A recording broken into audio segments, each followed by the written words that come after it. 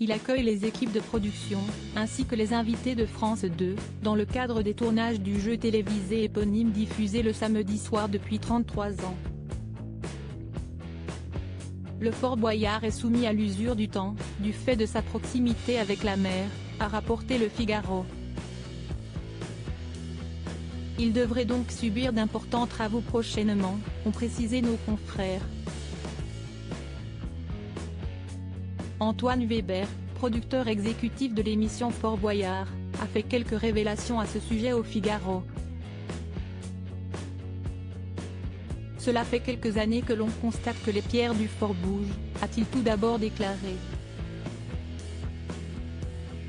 Il a ensuite spécifié, en fait, elles subissent les assauts de la mer qui, avec les changements climatiques, sont de plus en plus agités. Le producteur a ensuite mentionné le fait que le fort était auparavant protégé par un brise-lames, c'est-à-dire un éperon en forme de V, qui permettait aux vagues de se casser et de ne pas percuter le fort.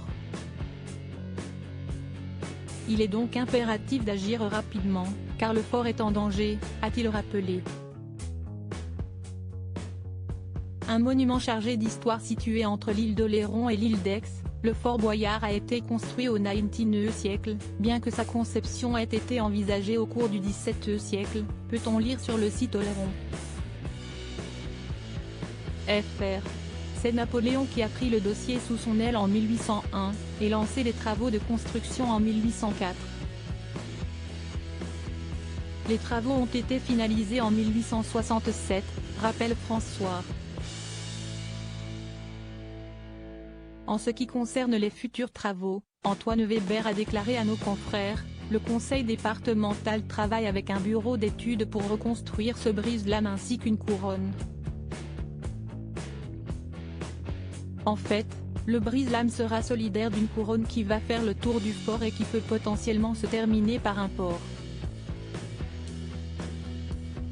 Si des travaux de rénovation s'avèrent indispensables pour préserver le fort, on ne sait pas quand ils devront débuter.